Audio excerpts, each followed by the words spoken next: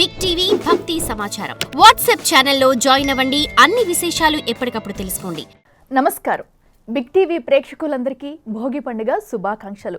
మరి భోగి పండుగ విశిష్టతను తెలిపేందుకు మనతో పాటు స్టూడియోలో ఉన్నారు ప్రముఖ జ్యోతిష్యులు, వాస్తు పండితులు పాలిపో రాజేశ్వర్ శర్మ గారు. మరి గురువు గారిని అడిగి మరిన్ని విషయాలు తెలుసుకుందాం. నమస్కారం గురువు గారు. నమస్కారం గురువు గారు, ముందుగా మీకు సంక్రాంతి శుభాకాంక్షలు. అమ్మా, మన ప్రేక్షకులు కూడా అందరికీ. గురువుగారు, సంక్రాంతి పండుగ అనేది కూడా తెలుగు ప్రజలు ఎంతో అత్యంత వైభవంగా జరుపుకుంటూ ఉంటారు. ఇందులో ముందుగా వచ్చేది కూడా భోగి. భోగి అనగానే మనకు గుర్తొచ్చేది భోగి మంటలు, అలాగే భోగి స్నానాలు ఆచరిస్తూ ఉంటారు. అసలు భోగి పండుగకు ఉన్న విశిష్టత ఏంటి, భోగి మంటకి ఉన్న విశిష్టత ఏంటి తెలుపుతారా? తప్పకుండా అండి.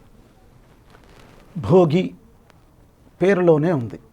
అంటే భగవంతుడు ఇచ్చేటువంటి అత్యంత ఆ పంటలే అనుకోండి, ఫలాలే అనుకోండి, పొందేటువంటి విషయమే ఒక ఫలతుల్యమైనటువంటి రోజు ఏదైతే ఉందో భోగ్యము, ఆ రోజే భోగి. దానితో పాటుగా భగవంతునికి చేరువ అయ్యేటువంటి రోజు కాబట్టి అత్యంత భోగ్యదాయకమైనటువంటి విషయం ఏమిటి?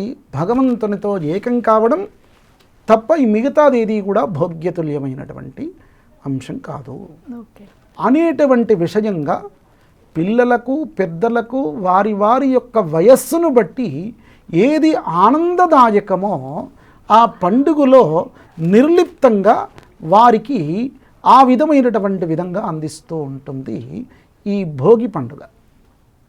చిన్నపిల్లలు ఉన్నారు, వారికి ఔషధీతుల్యమైనటువంటి స్నానాలు చేయడం ఎవరికైనా కానీ.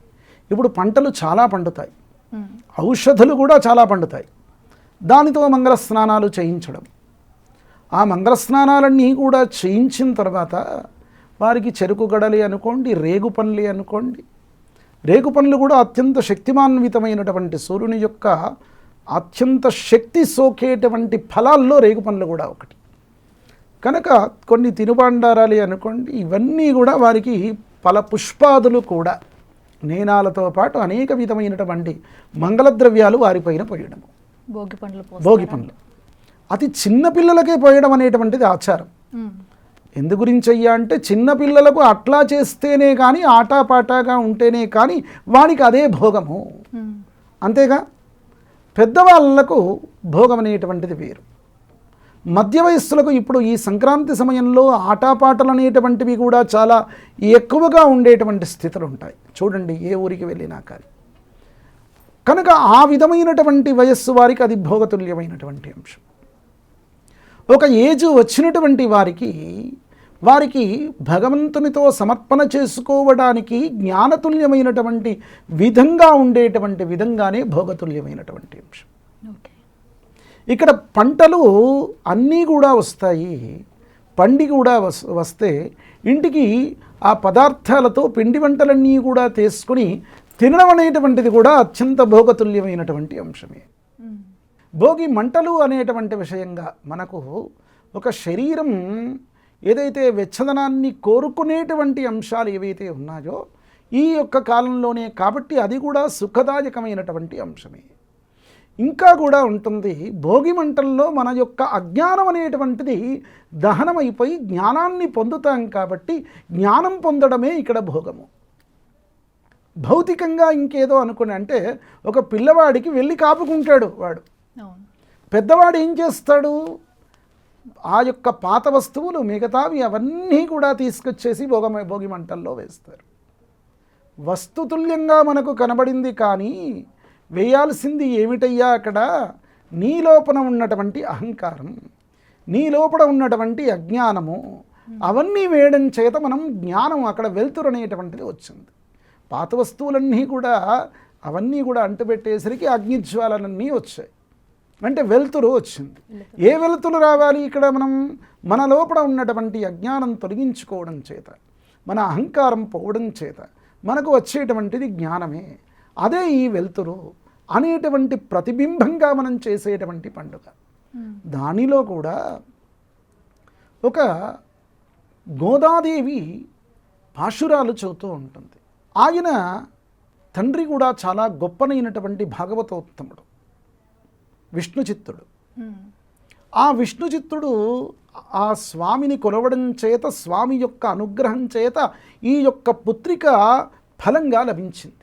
చిన్నతనం నుండే భగవంతుని యొక్క నామస్మరణ చేస్తూ ఒక ఏజ్ వచ్చిన తర్వాత, వయస్సుకు వచ్చిన తర్వాత పెళ్లి చేస్తానంటే నేను స్వామివారిని తప్ప ఎవరిని చేసుకోను అంటారు. విష్ణుచిత్తుడు ఆశ్చర్యపోతాడు. నువ్వు ఎవరో కుర్రవాడిని ఇంకేదో రాజును తీసుకురమ్మని చెబితే వేరు ఏదో కాళ్ళ వేళ్ళ పడినా కానీ వారిని బతికినాడుకుంటాం.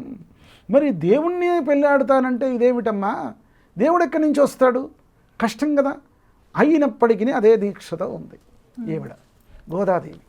ఆ విధమైనటువంటి విషయంలో ఈ గోదాదేవి ఆవిడ వచ్చినటువంటి విధంగానే స్వామివారి యొక్క అర్చనలు ప్రార్థనలు చేస్తూ ఆ తమిళంలో వివిధమైనటువంటి పద్యాలు అనేటువంటిది చదువుతూ ఉంటుంది. ధనుస్సంక్రమణంలో ధనుర్మాసంలో ఒక్కొక్క రోజు ఒక్కొక్క పద్యం చదువుతుంది. అదే పార్షణాలుగా అయిపోయాయి. దాన్ని తిరుప్పావై అనేటువంటి విధంగా పిలుస్తూ ఉన్నాం. 30 రోజులు 30 పాశురాలు చదువుతూ ఉంటుంది. చివరి రోజు ఈ భోగి రోజు చివరి పాశురం చదివింది. స్వామివారు ప్రత్యక్షమయ్యాడు.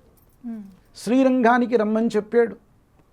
ఆ శ్రీరంగానికి రమ్మని చెప్పేసరికి తన యొక్క తండ్రితో పాటు వెళ్ళింది. ఇంకేముంది, స్వామివారి యొక్క అర్చనలన్నీ కూడా అక్కడ ప్రత్యక్షంగా చేసుకుంది. స్వామివారే పెళ్ళాడుతాడు ఆవిడ. తండ్రి చూసి ఆశ్చర్యపోయాడు, అందరూ చూసి ఆశ్చర్యపోయారు. ఆ స్వామి దిగి వచ్చేసి తన భక్తురాలైనటువంటి గోదాదేవిని పెళ్ళి ఆడినటువంటి రోజు ఈ భోగి రోజు కనుక ఈ భోగ్యం అనేటువంటిది లభించిన తర్వాత ఆవిడ ఏమవుతారు, విష్ణు దాసిగా మారి ఆవిడ విష్ణువులో మోక్షప్రదమైనటువంటి రోజు ఈ యొక్క భోగి రోజు. నీకు ఏమిటయ్యా శాశ్వత సుఖమో, భగవంతుని మోక్షమే నీకు శాశ్వత సుఖము, అదే భోగము అని చెప్పేటువంటిది ఈ భోగి పండుగ. కనుక భోగి పండుగ అత్యంత అద్భుతం.